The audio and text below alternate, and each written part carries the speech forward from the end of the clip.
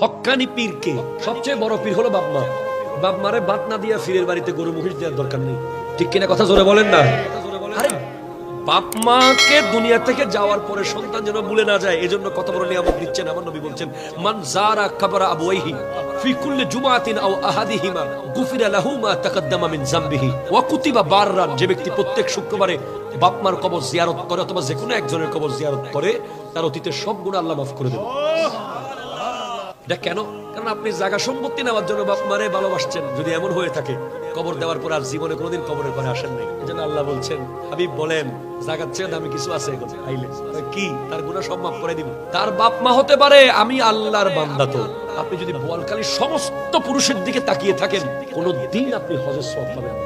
ধরেন বোয়ালখালীর যত পুরুষ মানুষ আছে সবার চেহারার দিকে একবার তাকাইছেন, এক বছর সময় নিছেন, হজের সওয়াব প্রশ্নই আসে না। চেহারাটা যদি আপনার আব্বার হয়, তাকানোর সাথে সাথে হজের সওয়াব।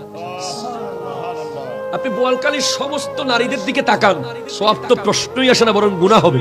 চেহারা যদি আপনার মায়েরটা থাকে, মুস্কি হেসে তাকাইছেন, হজের সওয়াব। তাকাইছেন, হজের সওয়াব। 100 বার তাকাইছেন, 100টা হজের সওয়াব।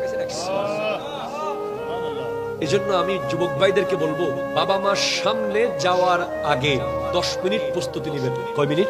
10 মিনিট। কারণ আপনার মেজাজ গরম থাকতে পারে, আপনার ব্যবসা লস থাকতে পারে, আপনার চাকরিতে বস গালাগালি করতে পারে, আপনার পরীক্ষায় ফেল হইতে পারে, আপনার অপ্রস্তুত থাকতে পারেন। আপনি চট করে আব্বা আম্মার সামনে চলে যাবেন, কারণ আব্বা আম্মার সামনে যাওয়াটা অনেক ইম্পর্টেন্ট একটা গুরুত্বপূর্ণ ব্যাপার লাইফের জন্য। চট করে চলে যাবেন না আপনি। আপনার মাহফিলের সাহেবে দাওয়াত ফোন করতেছে মিনিটে মিনিটে, আমাদেরকে কত মেজাজ গরম থাকে। অনেক সময় গুগল ম্যাপে রোড ভুল হয়ে যায়, মেজাজ গরম থাকে।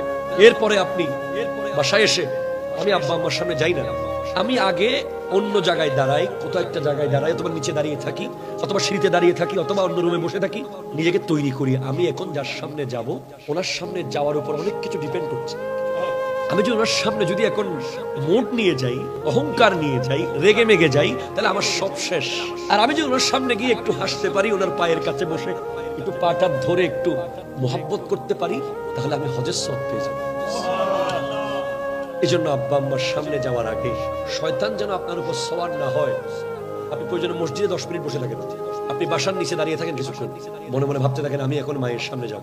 এরা 30 বছর আপনার সাথে আছে বলে এরা আপনার কাছে ইজি হতে পারে না, এদের শান অনেক উপরে, এটা আপনাকে বুঝতে হবে।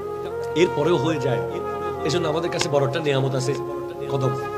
যতই যাই করেন বাপ মার কদম ধরে ফেলেছেন, শেষ। এখন মরে গেলে ধরবেন কি? মরে গেলে ধরবেন কি? কবর কুড়েতে আর কবরে ঢুকে হাত দিতে পারবেন না কবরে। এই জন্য প্রতি মুহূর্তে সন্তুষ্টির উপরে থাকবেন।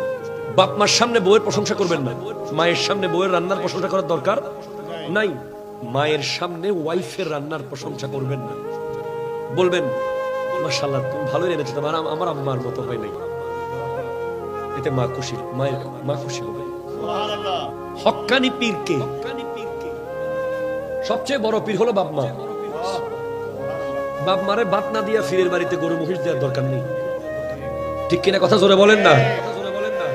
আগে বাপ মার ভাত, তরকারি, খাবার, ইজ্জত, সম্মান, ইংলিশ কমেট আগে বাপ মার বেডরুমে লাগান। গরম পানির গিজার আগে বাপ মার বেডরুমে লাগান। অ্যাটাচ বাথরুম আগে বাপ মাকে দেন। বউ লইয়া খুট করে ঢুকে যায় না। ঘর বানাইছেন, সবচেয়ে ভালো বেডরুমটা আপনি ঢুকে গেছেন, বোকা। আপনি বোকা। আপনার উচিত ছিল আব্বা আম্মা আপনারা থাকার পরে যেটা পছন্দ সেটা আপনারা আগে ঢুকবেন, ওদিকে জান্নাতে কামরা রেডি হয়ে যাবেন। বুঝতে হবে।